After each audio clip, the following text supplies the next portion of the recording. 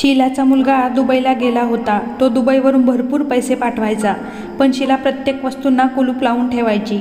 तिच्या नातवंडांना दूध आणि चीज खायलाही मिळत नव्हतं, पण तिची मुलगी आली की ती पिशव्या भरभरून चीज द्यायची आणि त्यांच्यासाठी चांगले पक्वाने बनवायची. नातवंड हताश नजरेने आपल्या आजीकडे बघायचे. एकदा सुनेने तिच्या मुलांना थोडं पनीर दिलं, तर शीलाने प्लेट उचलून फेकून दिली आणि त्यांना खूप शिव्या दिल्या. तिने नातवंडांची आणि सुनाची अवस्था भिकाऱ्यासारखी केली होती. 2 वर्षांनी शीलाचा मुलगा घरी आला, तर तिने मुलासाठी पनीरची भाजी बनवली. जेव्हा बापाने मुलांना पनीरची भाजी वाढली, तर त्याचे भानच हरपले, कारण मुलांनी शीला विमानतळावर उभी राहून साडीच्या पदराने आपले अश्रू पुसत होती. तिच्यासोबत उभी असलेली तिची सून प्रीती तिच्या खांद्यावर हात ठेवून तिला धीर देत होती. पण शीला या काही शांत राहायला तयार नव्हत्या, आणि त्या शांत तरी कशा राहणार होत्या. तिचा मोठा मुलगा आणि प्रीतीचा पती विकास आज दुबईला रवाना झाला होता. विकास दुबईला गेला नसता तर काय केले असते, कारण इथल्या कमाईवर त्याचा उदरनिर्वाह होणं कठीण झालं होतं. भाड्याचं घर होतं आणि 2 लहान मुलं. आईची जबाबदारीही त्याच्यावर होती. एक लहान भाऊ होता जो अजून शिकत होता. अशा परिस्थितीत विकासच्या मामुली पगारावर घर चालवणं खूप कठीण होतं. अखेर हृदयावर दगड ठेवून त्याने दुबईला जाण्याचा निर्णय घेतला. त्याचा इरादा होता की तिथे जाऊन काही काळात चांगली रक्कम कमावून घराकडे पाठवावी आणि काही रक्कम जमा करावी, ज्यामुळे परत आल्यावर व्यवसाय सुरू करायला सोपं जाईल. पण त्याला माहीत नव्हतं की त्याच्या जाण्याने त्याच्या छोट्या कुटुंबात किती मोठं संकट येणार होतं. प्रीतीची लहान मुलं तिच्या पायांवर लटकल्यागत उभी होती. पप्पांच्या जाण्याचं दुःख त्यांच्या चेहऱ्यावर स्पष्ट दिसत होतं. लहान अर्पित तर फक्त 4 वर्षाचा होता. पप्पा जेव्हा आपलं सामान घेऊन आत जात होते, तेव्हा तो निष्पापपणे प्रीतीला विचारत होता, आई, पप्पा आपल्यासाठी खेळणी आणायला जात आहेत का? ते कधी परत येतील?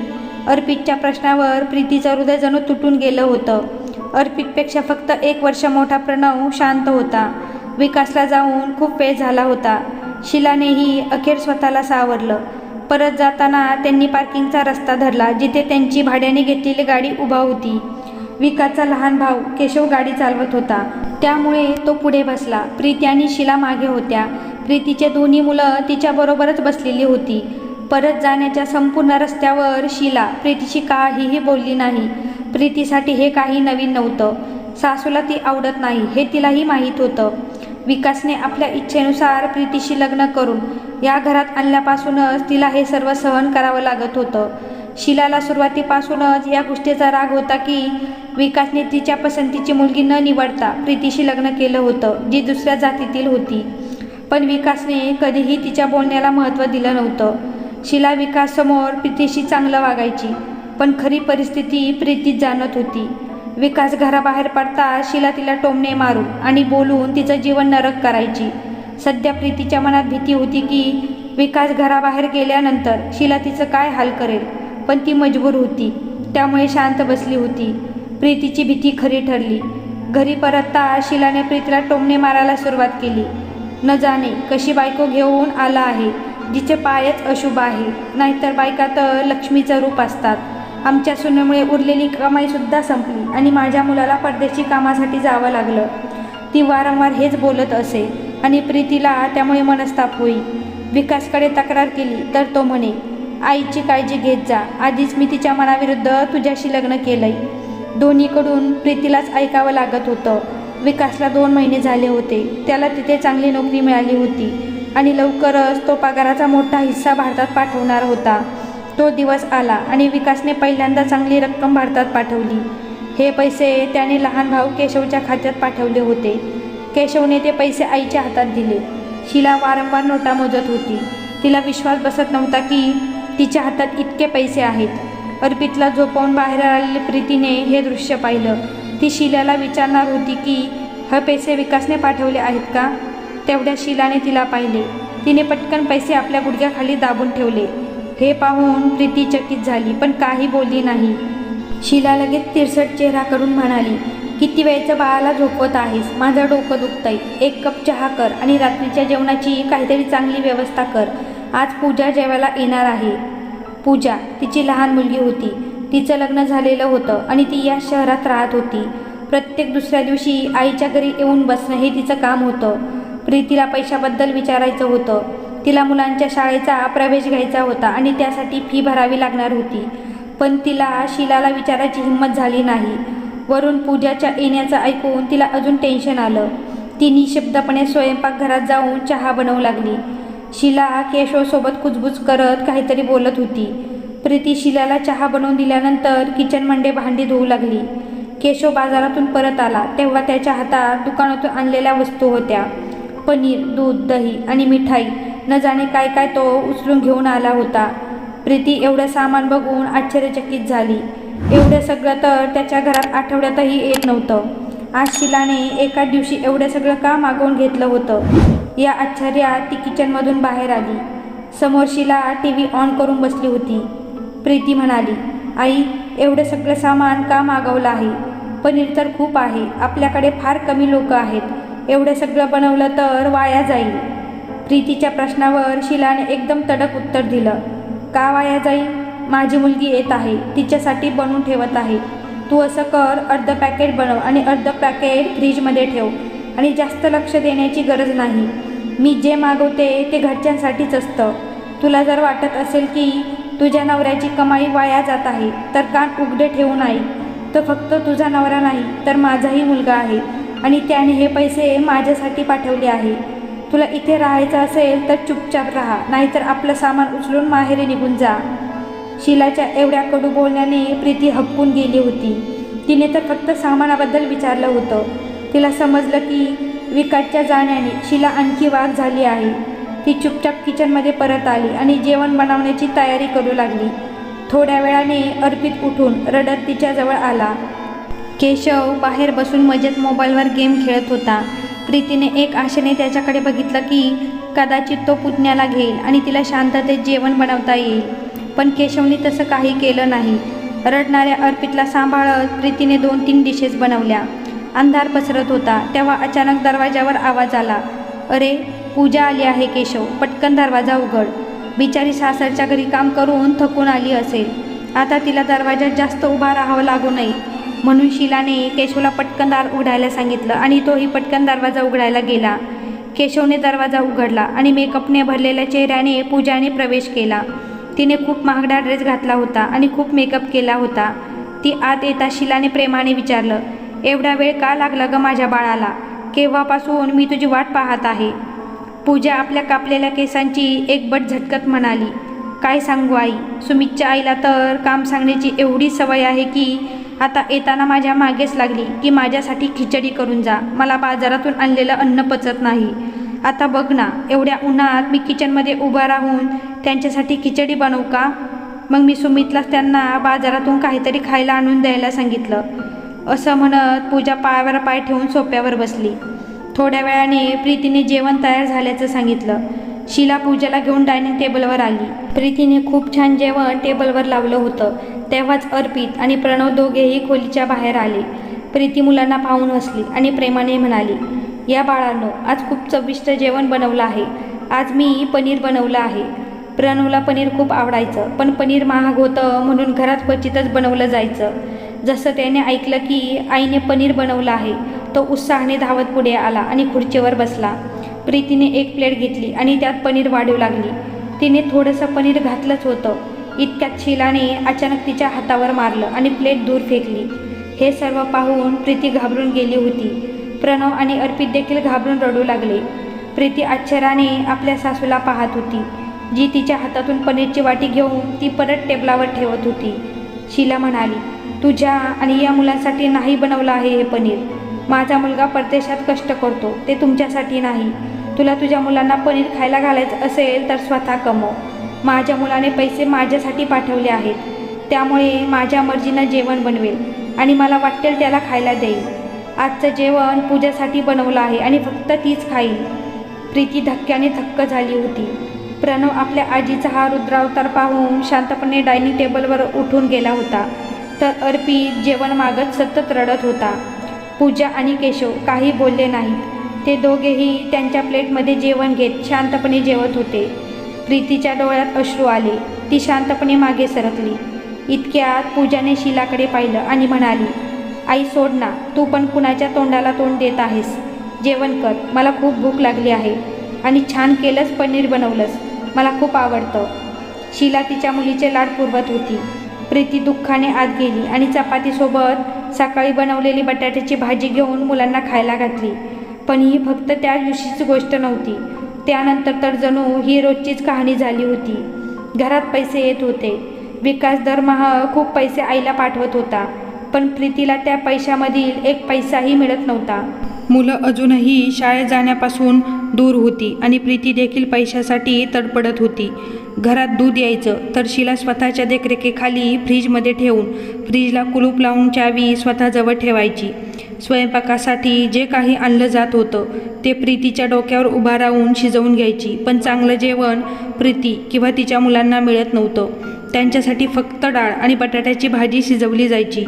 शीला प्रीतीशी न जाणे कोणत्या वाईटापणाचं सूड घेत होती. तिला जणू प्रीतीच्या चेहऱ्याचाच तिरस्कार होता. प्रीतीच्या मुलांबरोबरही शीलाचे वर्तन वाईट होते. त्या दिवशी अर्पितला खूप ताप आला होता आणि त्याला जोरदार खोकला येत होता. प्रीतीकडे डॉक्टरांकडे नेण्यासाठी पैसे नव्हते. तिने शीलाकडे पैसे मागितले, पण तिने दुर्लक्ष केलं. दुःखासह प्रीतीला खूप रागही आला. ती मुलांना घेऊन सरकारी रुग्णालयात गेली. डॉक्टरांनी औषध तर दिले, पण हेही सांगितले की मुलामध्ये रक्ताची कमतरता आहे आणि घशाच्या खराबीमुळे कोरडे अन्न अजिबात देऊ नका. डॉक्टरांनी सांगितले की त्याला ज्यूस, दूध असे ओले काहीतरी द्या. प्रीतीला माहीत होतं की ती मुलाला ज्यूस पाजू शकत नाही. घरात जे काही होतं त्यावर तिचा आणि मुलांचा काहीच अधिकार नव्हता. घरी आल्यावर तिने PCOमधून विकासला फोन लावला. प्रीतीकडे स्वतःचा कोणताही मोबाईल नव्हता. विकास दुबईला गेल्यापासून आज पहिल्यांदाच प्रीती शीला नसताना विकासशी बोलत होती. प्रीतीने दबक्या आवाजात विकासला अर्पितच्या आजारपणाबद्दल आणि शीलाच्या कठोर वर्तनाबद्दल सांगितले. पण विकास उलट तिच्यावर ओरडू लागला. तो म्हणाला, मी इतके पैसे पाठवतो प्रीती, ते पैसे कुठे उडवतीस तू? जेव्हा मी विचारतो की काही पैसे जमवले आहेत का, तर आई म्हणते की तुझी बायको पैसे वाचवत नाही. मला सांग प्रीती, मी संपूर्ण आयुष्य दुबईत बसून फक्त पैसेच कमवू का? मला परतही यायचं आहे. जर तू असंच फाजील खर्च करत राहिलीस आणि दररोज पनीर आणि चांगले पदार्थ बनवत राहिलीस आणि एक वेळेस 1 लिटर दूध मुलांना पाजत राहिलीस, तर मला सांग कशी बचत करशील? विकास तिचं काहीच न ऐकता तिला बोलतच होता. प्रीती हतबलपणे हे सगळं ऐकत होती. तिला स्वतःचा बचावही करता आला नाही. तिचे अश्रू घशात अडकून राहिले. कंटाळून तिने फोन बंद केला. ती आपल्या नवऱ्याला कसं सांगणार होती की 1 लिटर दूध बाजूलाच, पण मुलांना एक घोटसुद्धा दूध मिळत नाही आणि अर्पित स्वतःच ठीक झाला होता. शीलाने त्याला ज्यूस किंवा दूध काही देऊ दिलं नव्हतं. दुसऱ्या दिवशी पूजा पुन्हा माहेरी आली. शीला प्रीतीला खूप मोठी पदार्थाची लिस्ट देत म्हणाली की आजचं जेवण देखील स्वादिष्ट बनायला हवं आणि स्वतः पूजाबरोबर मार्केटला निघून गेली. रात्रीपर्यंत प्रीती खूपच दमली होती. पूजासाठी जेवण बनवताना तिची पाठ दुखायला लागली होती आणि मुले त्रास देत होती ते वेगळंच. शीला परत आली तेव्हा तिच्या हातात खरेदी करून आणलेल्या पिशव्या होत्या. काही वेळाने दोघी लॉजमध्ये बसल्या आणि केलेली खरेदी पाहू लागल्या. शीला आणि पूजाने सुंदर कॉटनचे ड्रेस खरेदी केले होते. प्रीती त्या ड्रेसकडे पाहतच राहिली. तिने आपल्या कुर्त्याचा तो भाग लपवला जिथे तिने शिवलेला होता. विकास दुबईला जाण्यापूर्वी त्यांची परिस्थिती कधीच एवढी चांगली नव्हती की तिला हिवाळा आणि उन्हाळ्याचे कपडे शिवून देऊ शकेल.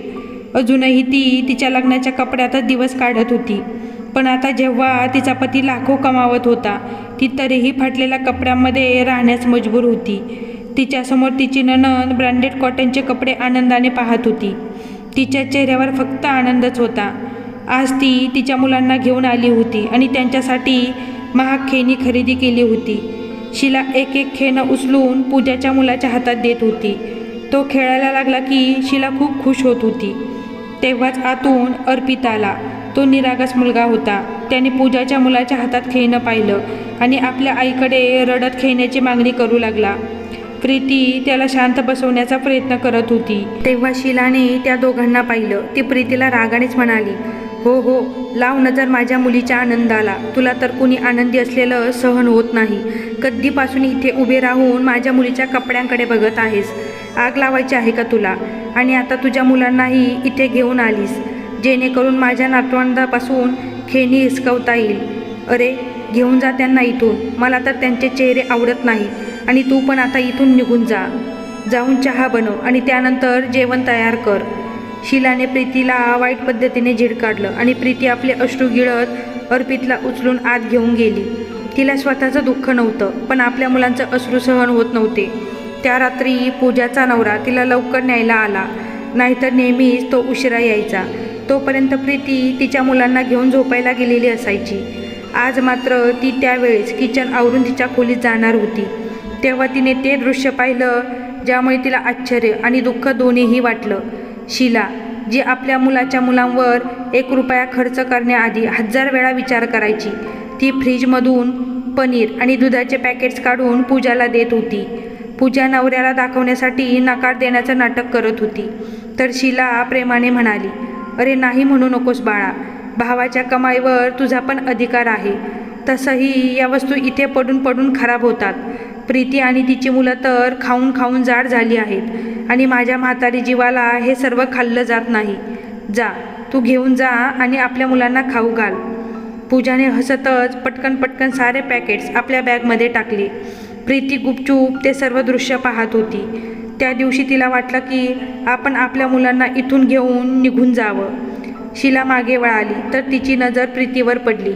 एका क्षणासाठी तर ती घाबरली होती, परंतु पुढच्या क्षणी तिने प्रीतीकडे दुर्लक्ष केलं. ती आपल्या रूममध्ये निघून गेली. तेव्हा एक दिवस असाही आला ज्याचा शीलाला अजिबात अंदाज नव्हता. संध्याकाळचे 5 वाजता दरवाजा वाजला. शीला हॉलमध्ये बसून TV बघत होती. तिने लक्ष न देताच आवाज दिला की दरवाजा उघडा आहे, आतमध्ये या. आतमध्ये येणारा व्यक्ती दुसरा कोणी नसून विकासच होता. तो खांद्यावर बॅग टाकलेला किती धष्टपुष्ट आणि हँडसम दिसत होता. शीला अगोदर त्याला पाहून जरा चाचपली, परंतु नंतर आनंदाने उठून त्याच्या गळ्यात पडली. विकासला देखील आईला भेटून फार आनंद झाला होता. त्याने इकडे तिकडे नजर फिरवली. तो प्रीतीला आणि आपल्या मुलांना शोधत होता. तेवढ्यात आतील रूममधून अर्पित आणि प्रणव खेळतच बाहेर आले. त्यांच्या हातात एक खूपच तुटलेलं जुनं खेळणं होतं, ज्यासाठी ते दोघे भांडत होते. विकासने जेव्हा त्यांना बघितलं तेव्हा त्याला फार आश्चर्य वाटलं. एवढ्या हिवाळ्याच्या दिवसातही त्या दोघांनी छोट्या छोट्या पॅन्ट आणि टी-शर्ट घातलेला होता, ज्याच्या बाह्या अर्ध्याच होत्या आणि त्यांचे पाय देखील उघडेच होते. दोघेही प्रमाणापेक्षा जास्तच कमजोर झाले होते. विकासने त्यांना पाहिलं तर त्याला आपली मुलं ओळखू येत नव्हती. विकास आपल्या मुलांना बघत आहे हे लक्षात येताच शीला चाचपली. ती काय सांगणार होती की तिने सुनेला आणि मुलांना कपडे घेण्यासाठी पैसे दिले नाही. शीला काही बोलणार त्या अगोदरच प्रीती किचनमधून बाहेर आली. विकासला पाहून तिला फार आश्चर्य वाटलं होतं. विकासने एक नजर तिच्याकडे बघितलं आणि तो हसला. विकासला पाहून प्रीतीला देखील फार आनंद झाला होता. दोघांनी एकमेकांची चौकशी केली. तेव्हा विकासची नजर प्रीतीच्या कुर्त्यावर पडली. तो ठिकठिकाणी फाटलेला होता आणि त्यावर ठिगळे लावलेली होती. विकासच्या कपाळावर आठ्या पडल्या. तो म्हणाला, काय अवतार केला आहेस तुझा आणि मुलांचा. असं वाटतंय जणू काही एखाद्या भिकाऱ्याची बायको आहे आणि ही भिकाऱ्याची मुलं आहेत. मी लाखो रुपये घरी पाठवत असतो, किमान त्यांच्यासाठी तरी चांगले कपडे खरेदी केले असतेस. प्रीतीने शांतपणे शीलाकडे एक नजर टाकली, जी घाबरलेल्या नजरेने इकडे तिकडे पाहत होती. मग तिने विषय बदलण्यासाठी विकासला विचारले की तू आज रात्री काय खाणार आहेस. विकासने मटर पनीरची फरमाईश केली. शीलाने फटाफट केशवला बाजारात पाठवले, जेणेकरून तो आवश्यक सामान आणू शकेल. विकास फ्रेश होण्यासाठी गेला आणि आल्यावर आईसोबत दुबईच्या गोष्टी करू लागला. शीला त्याला पाहून खुश तर होती, पण घाबरलेली देखील होती. प्रीती जेवण बनवायला लागली. खरी गंमत तर तेव्हा झाली जेव्हा प्रीतीने रात्रीचं जेवण वाढलं. शीलाने बाउलमधून मटर पनीर विकासच्या प्लेटमध्ये वाढलं. तेव्हा किचनमधून प्रणव आणि अर्पित बाहेर आले. विकासने आवाज देऊन दोघांना जवळ बोलवलं. दोघेही वडिलांकडे गेले. विकासने प्रेमाने दोघांना जवळ बसवलं आणि प्लेटमधून त्यांच्यासाठी मटर पनीर वाढलं. तेवढ्यात प्रणव एकदम मागे सरकला आणि अर्पितही रडू लागला. विकास हक्काबक्का होऊन हे सगळं पाहत होता. प्रणव घाबरलेल्या नजरेने शीलाकडे पाहत होता. विकासला समजत नव्हतं की नक्की काय झालं आहे. त्याने विचारलं, काय झालं प्रणव आणि अर्पित, तुम्ही दोघे का रडत आहात. पनीर आवडत नाही का तुम्हाला दोघांना. प्रणव घाबरलेल्या नजरेने शीलाकडे पाहत होता. तेवढ्यात प्रणव जोरजोराने, नाही पप्पा, आम्हाला पनीर नको आहे.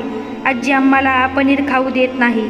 जर आम्ही पनीर खाल्लं तर आजी आम्हाला खूप मारेल आणि डाळही खाऊ देणार नाही. आजीने आम्हाला सांगितलं आहे की तुम्ही फक्त बटाट्याची भाजी आणि डाळ खायची आहे, असं घाबरलेल्या स्वरात तो मासूमपणे बोलत होता. शीला चेहऱ्यावरून हात धरून रडू लागली. प्रीती चुपचाप उभी होती.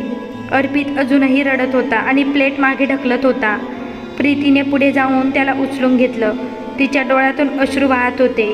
विकास कधी आपल्या मुलांकडे पाहत होता, तर कधी पत्नीची अवस्था आणि कधी आईकडे पाहत होता.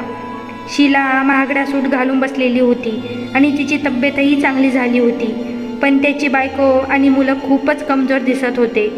विकासला समजलं की गोष्ट तशी नाही आहे जशी त्याची आई त्याला फोनवर सांगायची. तो शांतपणे उठला आणि प्रीतीच्या खोलीत गेला. आत जाऊन त्याने सगळ्या कपाटाची शोधाशोध केली. त्याला कुठेही 1 रुपयाही सापडला नाही. कपडे तेच फाटके जुने होते जे 2 वर्षापूर्वी प्रीती आणि मुलं वापरायची. त्याने आपल्या मुलांकडे पाहिलं. त्यांच्या शरीरावर असलेले शर्ट त्यांच्या पोटावरून वर गेले होते. विकासला हे पाहून फार दुःख झालं. एवढ्या थंडीतही त्याच्या मुलांकडे घालायला कोणतंही जॅकेट नव्हतं. तो बाहेर आला आणि आईला विचारायला लागला, आई, ते सगळे कपडे कुठे आहेत जे तुम्हाला व्हिडिओ कॉलवर दाखवले होते की प्रीतीने तिच्यासाठी खरेदी केले आहेत? मुलं आणि प्रीतीचा एकही नवीन सूट कपाटात नाही. त्यांनी सगळे जुने आणि फाटके कपडेच घातलेले आहेत. शीला कुचरपणा करत उत्तर देऊ लागली, पण विकास सगळं समजून गेला होता. त्याला आठवलं प्रीतीने 1-2 वेळा दबक्या शब्दात त्याला सांगायचा प्रयत्न केला होता, पण तोच बधीर झाला होता. तो लाजेने आणि दुःखाने खाली बसला. जेव्हा त्याने डोकं वर केलं तेव्हा त्याच्या डोळ्यात अश्रू होते. त्याला त्याच्या आईचं खरं रूप समजलं होतं. तो म्हणाला, मी आता दुबईला परत जाणार नाही. जे काही कमवलंय ते इथेच व्यवसायात लावेन आणि जर पुढे कधीही माझ्या बायको आणि मुलावर अन्याय केला, त्यांच्या हक्काचं काहीही दुसऱ्याला दिलं, तर मी हे पाहणार नाही की तू माझी आई आहेस. विकासच्या आवाजात राग स्पष्ट जाणवत होता. शीला चुपचाप बसली. तिने ओळखलं होतं की तिच्या मुलाला आता सत्य माहीत झालं आहे. विकास एकदम उठला आणि प्रीतीला म्हणाला, मुलांना तयार कर आणि तूही चल. आपण शॉपिंगला चाललो आहोत. माझ्या कमाईवर पहिला हक्क तुझा आणि माझ्या मुलांचा आहे. तर मित्रांनो, तुम्हाला ही कथा आवडली असेल तर व्हिडिओला लाईक करा आणि गुंफण या मराठी चॅनलला नक्की सबस्क्राईब करा आणि तसेच बेल आयकॉनवर क्लिक करून ऑलवर सेट करा, म्हणजे येणाऱ्या प्रत्येक व्हिडिओची नोटिफिकेशन तुम्हाला मिळेल. धन्यवाद.